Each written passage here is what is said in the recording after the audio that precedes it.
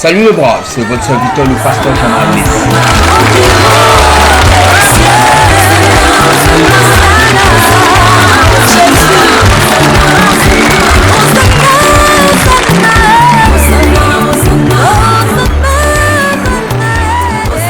Shalom, shalom, peuple de Dieu, et salut à vous le brave. Merci d'être avec nous aujourd'hui. Je suis ravi devant l'Éternel de venir vous parler de sa part. Mes amis, aujourd'hui je veux vous présenter le Dieu de ma jeunesse. Pourquoi je l'appelle le Dieu de ma jeunesse? Parce que même dans mes rêves les plus fous, je n'aurais jamais imaginé, quand j'étais gamin, de venir un jour vous parler et d'être dans un endroit comme celui-ci. Voyez-vous, je suis né dans un petit village qui s'appelle Mbien.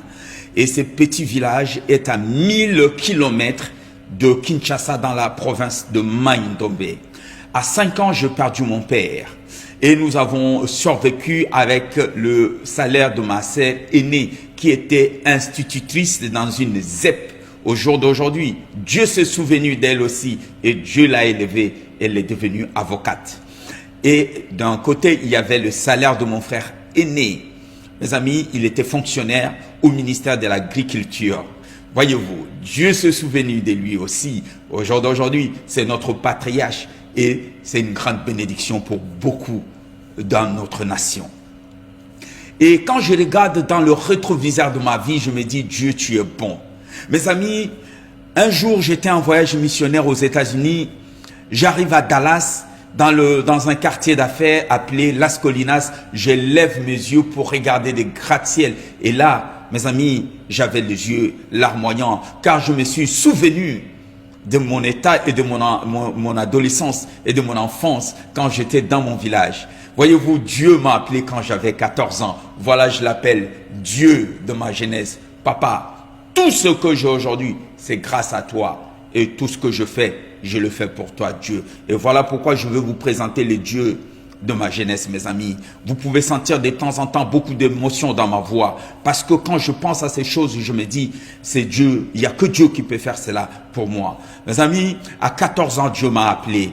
Dieu m'a baptisé du Saint-Esprit et j'ai commencé à les servir dans mon église locale à Kinshasa, accompagné de certains de mes frères et amis. Certains aujourd'hui sont aussi des ministres de Dieu. Ils continuent à exercer un grand ministère à travers le monde.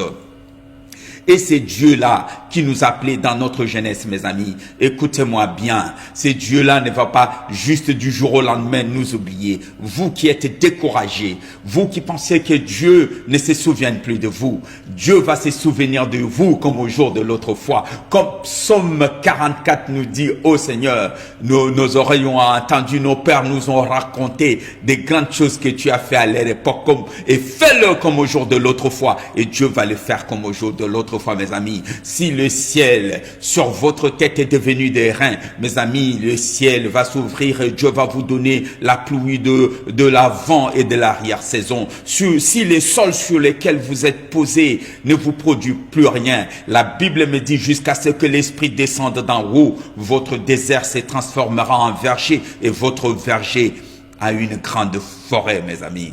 Vous êtes toujours avec moi. Oh, que Dieu soit loué.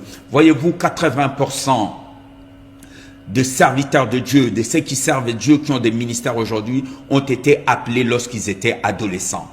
Pourquoi adolescents? Parce que c'est simple. Il est facile de former un adolescent que de former un homme adulte qui a eu son vécu, ses expériences, qui a une vie de famille. C'est très difficile de l'appeler et de le sortir de là. Voyez-vous, l'apôtre Pierre un jour interpelle le Seigneur et dit, Seigneur Jésus, nous avons tout laissé, femmes, enfants, maison pour te suivre. Qu'en sera-t-il de nous? Mais moi, je ne me suis jamais posé cette question-là lorsque Dieu m'a appelé. Je n'avais que 14 ans. Je n'avais rien à perdre. De toutes les façons, je n'avais rien. Je n'étais personne. Même dans mon propre quartier, dans ma rue, les gens, ils m'ignoraient et ils ne me reconnaissaient même pas. Mais Dieu est grand, celui-là qui est dans le ciel, il m'a vu et il m'a pointé de son doigt. Comme aujourd'hui, il fait aussi avec toi et il va le faire avec nous tous. Est-ce que tu as dit Amen? Dieu choisit aussi des gens qui ont l'âge médian entre 30 et 40 ans. Dieu choisit les gens parfois qui sont pratiquement au crépuscule de la vie. Dieu peut les appeler aussi. Mais nous voyons aussi une catégorie que moi j'appelle hors catégorie, c'est-à-dire c'est comme Moïse. Dieu, lorsqu'il a appelé Moïse, Moïse avait 80 ans. Il ne pouvait pas dire Dieu de ma jeunesse. Il avait 80 ans. Il était vieillard. Il était vieux déjà. Mais Dieu l'a appelé, Dieu l'a fortifié. Alléluia.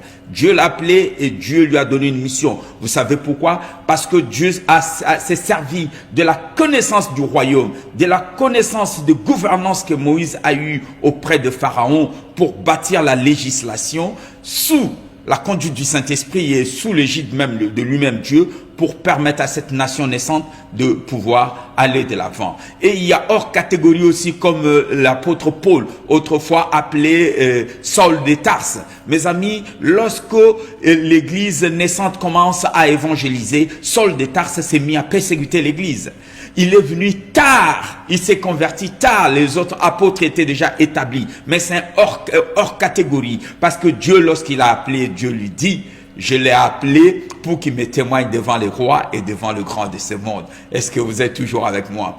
Mais de gens qui ont des choses à perdre, ils sont parfois réticents d'aller chercher Dieu. Mon ami, moi j'aime les enfants qui sont nés dans le désert. Vous comprenez, les enfants des déserts, c'est qui?